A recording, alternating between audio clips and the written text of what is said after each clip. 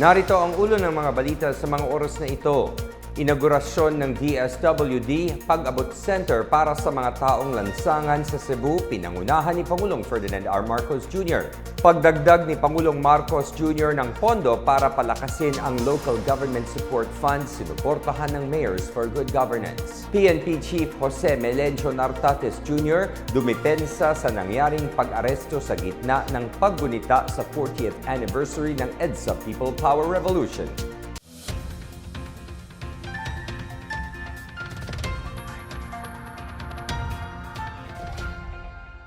Ako po si William Theo para sa PNA Headlines.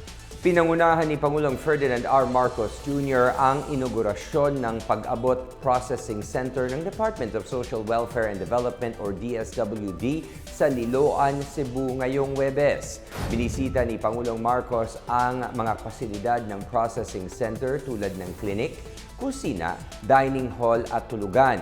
Kinamusta rin ng Pangulo ang mga benepisyaryo ng Pag-abot Program at inalam ang kanilang mga kinakailangang intervention at suporta. Itinatag ang Pag-abot Program noong 2023, katuwang ang Department of the Interior and Local Government at mga lokal na pamahalaan.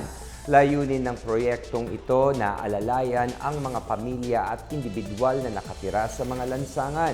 Kabilang sa mga tulong na ibinibigay sa kanila ay pagkain, damit, psychosocial support, livelihood assistance at pansamantalang matutuluyan. Tinitiyak ng proyekto na magkaroon sila ng matatag na pundasyon sa kanilang pagbangon tungo sa buhay na maayos at may dignidad. Ayon sa DSWD, mahigit 600 individual na walang tirahan ang naitala sa Cebu. Kasama rin sa mga inaalalayan ng proyekto ang mga benepisyaryo ng Pantawid Pamilyang Pilipino Program at iba pang inisyatibo ng gobyerno. Samantala, tiniyak ni Pangulong Marcos na magkakaroon ng sariling Disaster Resource Center ang Mindanao katulad ng nakatayo ngayon sa Mandaue City. Ayon sa Pangulo, inaasahang magbubukas ang Mindanao Disaster Resource Center sa Butuan City sa katapusan ng 2027. Sinabi ito ng Pangulo sa kanyang pag-iinspeksyon sa Mechanized Production Center ng Visayas Disaster Resource Center or VDRC. Ang VDRC ang pangunahing nagpoproseso ng mga relief goods at iba pang pangangailangan sa panahon ng sakuna sa Visayas at Mindanao. Mula 2016 hanggang Enero 2026, nakapamahagi ang VDRC ng 8.9 million na family food packs.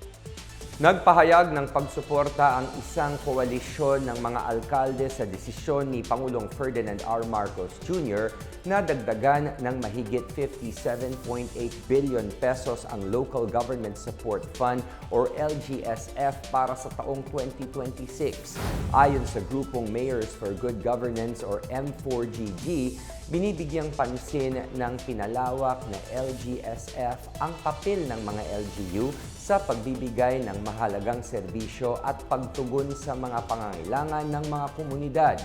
Sinuportahan din ng M4GG ang paglalaan ng pondo sa mga LGU para sa pagtatayo ng mga eskwelahan katuwang ang Department of Education sa ilalim ng Classroom Building Acceleration Program Act.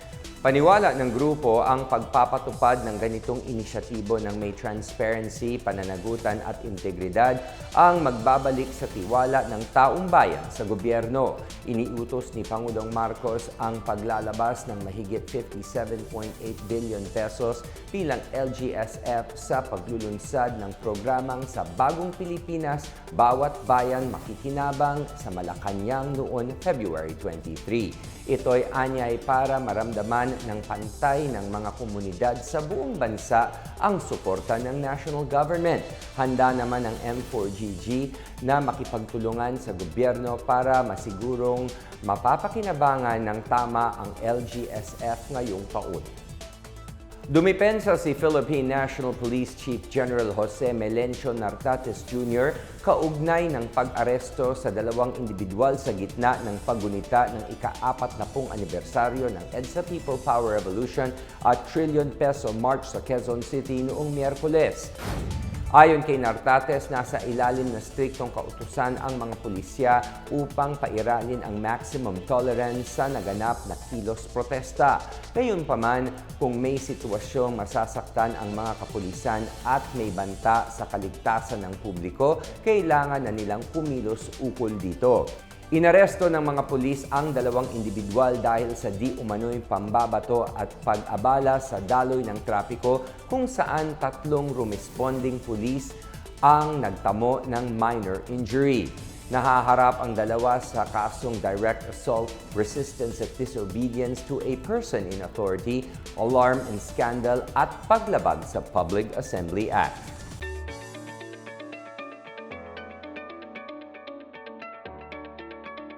At sa balitang pangkalakalan, itinalaga ng Department of Energy ang National Transmission Corporation or Transco para pangunahan ang pagpaplano, pagpopondo at pagtatayo ng mga transmission project.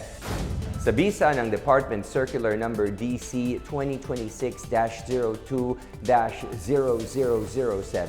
binigyan ng DOE ng kapangyarihan ang Transco na tiyaking na nasa tamang oras ang implementasyon ng mga priority projects at siguruhin na walang delay sa pagkakabit at pagtapos sa mga ito. Tinutukoy na prioridad ang mga proyektong nakabase sa Philippine Energy Plan at long-term energy security, suportado ang generation interconnection at demand growth at naantala dahil sa mga intervention. Ayon sa DOE, maaaring makipag-ugnayan ang Transco sa mga ahensya ng gobyerno, government-owned and controlled corporations at mga private companies hinggil sa pagpapatupad ng mga proyekto. Dagdag pa ng ahensya, ang anumang delay sa mga transmission facility ay makakahadlang sa alignment ng mga generation at grid development program, magpapahinto sa pagpasok ng mga bagong kapasidad at magpapahina sa kumpiyansa ng mga investor. Samantala, umaasa ang mga opisyal ng Island Garden City of Samal o Igacos na mapapalakas ng kanilang bagong distributor na Davao Light Power and Company Incorporated or DLPC ang ekonomiya sa isla. Napunta sa DLPC ang pamamahala sa power distribution sa isla kasunod ng implementasyon ng writ of possession noong Miyerkules. Base ito sa kautusan na inilabas kamakailan lang ng Regional Trial Court Branch 4 sa Panabo City. Sa isang press briefing, sinabi ni Igacos Mayor Lemuel Reyes na pangunahing dahilan ang issue sa kuryente kung bakit umuurong ang mga investor na magnegosyo sa isla. Kakausapin anyang muli ng mga ito upang sabihan na hindi na problema ang supply ng kuryente sa kanilang lugar. Ilan sana sa balak itayo ng mga investor sa isla ay mga malls at ospital. At yan ang pinakabago at pinakamainit na balita sa mga oras na ito, hatid sa inyo ng PNA Headlines. Para sa iba pang mga balita at impormasyon, bisitahin lamang ang aming website pna.gov.ph o ang aming Facebook at X account na Philippine News Agency. Mapapanood din ang PNA Headlines sa pamamagitan ng link sa website ng News and Information Bureau sa ilalim ng PNA News at sa YouTube account ng Philippine News Agency.